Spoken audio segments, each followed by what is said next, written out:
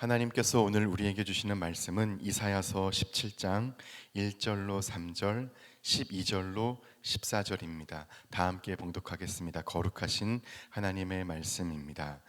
다메섹에 관한 경고라. 보라, 다메섹이 장차 성읍을 이루지 못하고 무너진 무더기가 될 것이라. 아로엘의 성읍들이 버림을 당하리니 양 무리를 치는 곳이 되어 양이 눕되 놀라게 할 자가 없을 것이며, 에브라임의 요새와 다메섹 나라와 아람의 남은 자가 멸절하여 이스라엘 자손의 영광같이 되리라. 만군의 여호와의 말씀이니라. 슬프다, 많은 민족이 소동하였으되 바다 파도가 치는 소리같이 그들이 소동하였고, 열방이 충돌하였으되 큰 물이 몰려옴같이 그들도 충돌하였도다. 열방이 충돌하기를 많은 물이 몰려옴과 같이 하나 주께서 그들을 꾸짖으시리니 그들이 멀리 도망함이 산에서 겨가 바람 앞에 흩어짐 같겠고 폭풍 앞에 떠도는 티끌 같을 것이라. 보라, 저녁에 두려움을 당하고 아침이 오기 전에 그들이 없어졌나니 이는 우리를 노력한 자들의 몫이요 우리를 강탈한 자들의 보응이니라. 아멘. 하나님은 이 세상에 악을 초래한 장본인이 아니라 인간들, 우리들이 세계에서 저지르고 있는 그 폭력성 때문에 고통당하시는 분입니다. 십자가에 달린 하나님이라는 책을 율겐 몰트만이 썼는데, 그 책을 쓰도록 영향을 준 사람은 엘리 비젤입니다. 비젤은 밤이라는 책을 썼고 1986년 노벨 평화상을 받았습니다. 비젤이 그 책을 쓰도록 영향을 준 사람은 아우슈비츠 수용소의 한 생존자입니다. 그의 증언입니다. 아우슈비츠 수용소에 있던 그와 몇 사람은 강제 노동하는 곳에서 노동하고 돌아오는데, 저녁 무렵이었을 그때 수용자들이 모두 연병장에 쭉 서 있는 것입니다. 무슨 일이 벌어졌던 것이지요. 다가와서 보니까 교수대가 세 대가 세워져 있고 세 사람이 거기에 교수형에 처해지고 있었습니다. 그들은 탈출을 기도하다가 붙잡혀온 사람들이었습니다.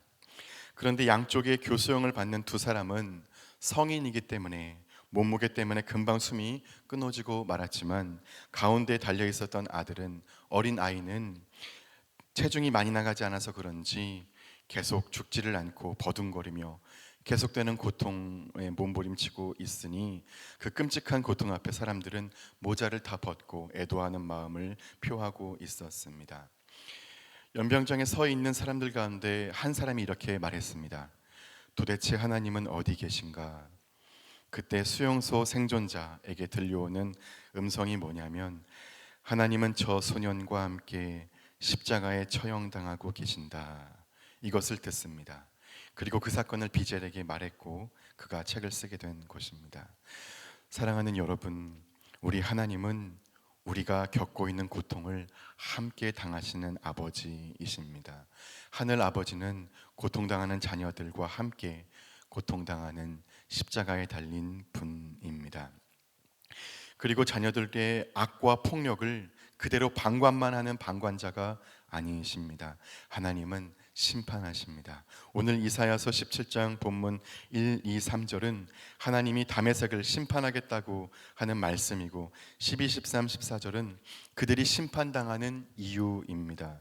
그 이유가 무엇입니까? 그들이 먼저 폭력으로, 악으로 사람들을 심판했기 때문에 하나님께 심판당한다는 말씀입니다. 12, 13, 14절은 다메섹뿐 아니라 폭력과 약탈을 일삼던, 사람들을 짓밟던 그 강대국들을 다 포괄하고 있습니다. 곧 아수르도 바벨론도 폭력으로 사람들을 짓밟던 자들을 하나님이 심판하시겠다고 말씀하시는 것입니다. 사람이란 억울한 일을 당하면, 함부로 대해지면 한이 맺히기 마련입니다. 존엄을 유린당하고 착취당하면 인간은 결국 죽음을 경험할 수밖에 없지 않겠습니까? 악한 폭력, 착취가 지속되고 있는 이유가 무엇입니까? 그 가해자들을 심판할 자가 없기 때문입니다. 그 불의한 자들이 심판받아 마땅하지만 그들이 압도적으로 강해서, 그들은 제국이어서 대항할 존재가 없어서 그들이 아나무인이고 기고만장할 수 있습니다. 그러나 오늘 하나님은 말씀하십니다. 그들은 내가 심판한다. 세상은 저들을 심판할 자가 없다. 누가 바벨론을, 누가 아수르를 심판하는가, 누가 다메섹을 심판하는가 하지만 하나님 말씀하십니다. 내가 심판한다. 이 말씀 그대로 역사적으로 그들은 다 심판받았습니다. 아수르, 바벨론 다 멸망당했습니다. 역사를 볼 때 저들을 누가 심판하겠는가? 저들은 무너질 수가 없다 했지만 다 무너지고 말았습니다. 그 이유가 무엇이겠습니까? 하나님께서 심판하겠다 말씀하셨기 때문입니다. 1942년 봄, 전 세계의 거의 절반을 지배하던 독일과 일본, 히틀러는 천년제국을 선언했고 천년을 향하여 나치즘을 견고히 구축해 나가고 있었습니다. 누가 그 제국들을 막을 수 있겠습니까? 그러나 그 강력한 이들이 3년 뒤 파멸되리란 것을 누가 믿을 수나 있었겠습니까? 심판자가 계십니다. 세계의 역사는 그분의 손 안에 있습니다. 지금 세계에도 억울한 일을 겪는 분들이 있습니다. 무고하게 폭력에 노출된 사람들 있습니다. 우리 중에도 억울한 일, 분한 일 겪는 분들이 계십니다. 불의에, 악에 고통당한 분 계십니다. 가슴에 피멍이 든 채 한이 맺힌 분들 계십니다. 하나님의 심판을 믿으십시오. 하나님께서 절대로 억울하게 하지 않으십니다. 공의로 모든 억울함, 우리의 모든 한을 풀어주십니다. 하나님의 통치, 하나님 나라를 말씀하실 때 모든 눈물을 닦아주신다고 약속하셨습니다. 그것이 하나님의 공의요 정의입니다. 모든 존재를 한치의 오차 없이 공의롭게 판단하시고 하늘, 신원을 갚아주십니다. 다시 공의가, 정의가 하수같이 물같이 흐르는 세계를 이루시는 것, 하나님의 심판입니다. 그러므로 하나님의 심판이란 복음입니다. 얼마나 큰 축복입니까? 궁극적으로 우리는 억울할 것, 분할 것 하나도 없는 것입니다. 다 갚아주시기 때문입니다. 동시에 우리는 불의, 악을 두려워해야 합니다.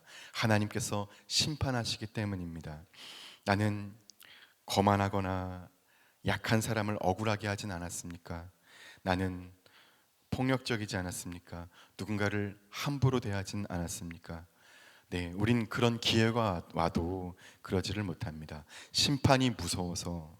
사람은 하나도 안 무서운데 사람들은 다 피할 수 있지만 하나님은 피할 길이 없으므로 그분이 무서워서 못합니다. 어떻게 하나님 앞에서 그런 죄를 짓겠습니까? 보디발의 장군의 아내가 요셉을 유혹했습니다. 아무도 없다. 어떠냐? 그때 요셉이 하나님이 보고 계신다. 하나님 앞에서 어떻게 이 큰 죄를 지을 수 있느냐? 하나님이 무섭기 때문에 유혹에 넘어갈 수가 없었습니다. 이 하나님의 심판 의식을 우리의 세계관에, 가치관에, 우리가 세계를 바라보는 눈에 각인시켜야 합니다. 14절입니다. 보라, 저녁에 두려움을 당하고 아침이 오기 전에 그들이 없어졌나니 심판당한 것입니다. 이는 우리를 노력하는 자들의 몫이요 우리를 강탈한 자들의 보응이니라. 다메섹이 심판당한 이유는 사람들을 노력하고 강탈했기 때문이라고 말씀하십니다. 그들이 얼마나 폭력적이었습니까? 얼마나 잔인했습니까? 하나님의 백성들을 치고 때리고 길르앗 지역을 철 타작기로 압박하며 잔인했습니다. 다메섹을 넘어 본문은 잔혹하게 사람을 압제하던 강대국 악한 사람들을 모두 지칭합니다. 그런데 그들만 폭력적으로 느껴지지 않습니다. 오늘날 우리의 세계는 얼마나 폭력적입니까? 개신교회를 대표하는 것처럼 보이는 어떤 사람들, 그들이 사회 속에서 보여주고 있는 행태들은 또한 얼마나 폭력적입니까?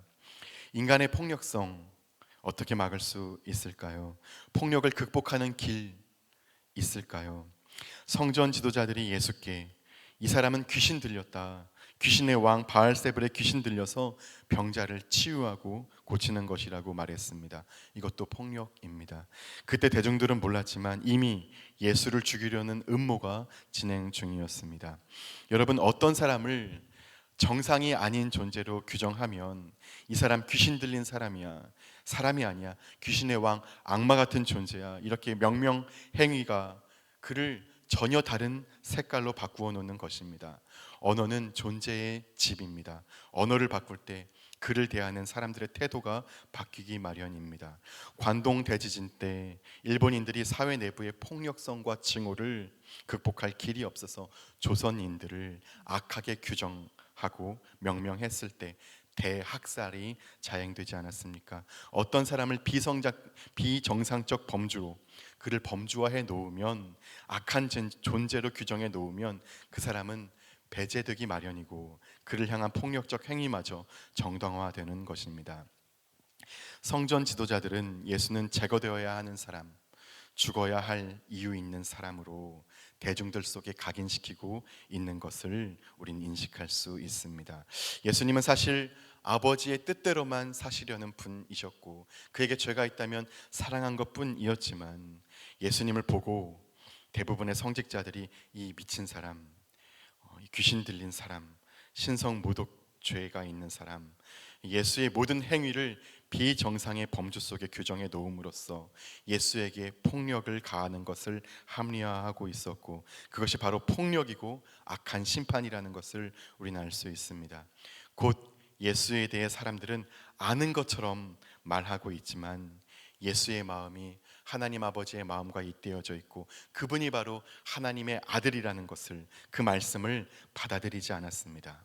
오늘날 사람들이 왜 저토록 폭력적일까요? 왜 저렇게 사람들을 죽일까요? 왜 저렇게 함부로 심판할까요? 그 작은 소녀 한 사람이 하나님의 사랑하시는 딸임을 받아들이지 않기 때문입니다. 예수에 대한 자기들의 편견 때문에 예수를 도저히 받아들일 수 없고 지금도 받아들이지 않는 것처럼, 오늘 누구 한 사람에게 가해지는 폭력, 악한 규정, 악한 명명행위, 그 모든 악의 현실은 그녀가 하나님의 자녀라고 하는 진실을, 하나님의 말씀을 받아들이지 않고 있기 때문에 벌어지는 일입니다. 말씀을 받아들이지 않아서 누군가를 심판하는 것, 폭력을 가하는 것, 무엇을 가져옵니까? 하나님의 심판을 가져옵니다. 두려운 일입니다. 한 사람이란 하나님의 자녀입니다. 낯선 타자의 얼굴에서 하나님의 자녀를 보는 날에야 더 이상 폭력도 악도 없게 됩니다. 더욱이 타자의 얼굴에서 예수님을 보는 날에는 인간의 모든 윤리가 완성되고 이 땅의 사랑과 평화의 세계가 이루어지지 않을 수가 없습니다. 하나님께서 심판하십니다. 원수 갚는 것을 내게 맡겨라 말씀하셨습니다. 심판하시는 하나님 때문에 이 세상에서 우리가 당하는 모든 고난, 모든 눈물, 모든 이루 다 말할 수 없는 아픔들 다 견딜 수 있는 것입니다. 우리는 의의 심판을 믿습니다. 한 사람이란 하나님의 자녀입니다. 폭력을 가한다면, 악을 행한다면 하나님의 심판을 우린 직면해야 할 것입니다. 기도하겠습니다. 아버지께서 모든 눈물을 다 씻어주심을 믿습니다. 모든 굽은 것들 다 펴주시고 모든 강포한 것들 다 심판하시고 모든 억울한 사람들의 한을 다 풀어주시고 연약한 자녀들이 흘렸던 모든 눈물을 그 눈에서 씻어주시는 의의 심판을 믿습니다. 그러므로 우리 속에 있는 죄악된 아수르 같은, 다메섹 같은 폭력성, 악, 하나님을 두려워하는 마음으로 내어버리게 하옵소서. 우리도 하나님의 심판 앞에 있는 자이기 때문입니다. 한 사람이란 하나님의 존귀한 자녀이기 때문에 폭력이 아니라 오직 사랑뿐, 우리의 삶은 오직 사랑 외에 갈 길이 없습니다. 감사드립니다. 우리 주 예수님의 이름으로 기도드립니다. 아멘. 이 시간 다음과 같은 기도의 제목으로 기도드리겠습니다. 지금 들은 말씀이 내 삶으로 이어지게 하옵소서. 동네 샘의줄 성경 말씀 묵상이 순장을 중심으로 더욱 활발하여 하나님의 나라가 든든히 세워지고 축복을 받는 동네가 되게 하옵소서. 다바르 학교와 동안클럽을 축복하셔서 말씀 삶 공동체 전 세대가 주님 안에서 기쁨과 평안을 누리게 하옵소서. 담임 목사님의 조기 은퇴가 순조롭게 진행되게 하시고 말씀 삶 운동을 통해 권능으로 역사하옵소서. 전쟁을 멈추어 주시고 그곳에서 고통받고 있는 이들의 방패와 소망이 되어 주옵소서. 티엄꾼 티어 양을 통하여 복음의 기쁜 소식이 전해지는 캄보디아 되게 하옵소서. 공동 기도문의 기도 제목과 각자의 기도 제목을 따라 기도하시다가 삶의 자리로 나아가시겠습니다. 기도하겠습니다. 하나님 아버지,